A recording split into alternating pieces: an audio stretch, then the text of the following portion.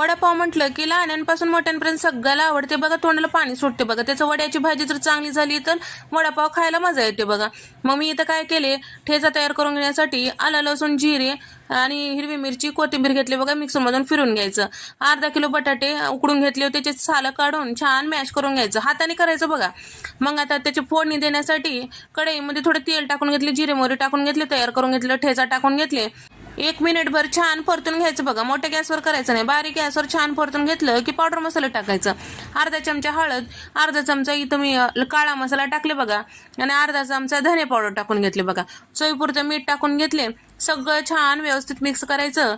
आता उकडलेलं जे बटाटा मॅश करून ठेवलेलं होतं ते सुद्धा यामध्ये टाकून घ्यायचं बघा. सगळं छान व्यवस्थित मिक्स केलं की छान चव येते बघा. आता एकीकडे मिक्स झालं, एकीकडे मिक्स झालं नाही, तसं ठेवलं तर बी चव येईना बघा.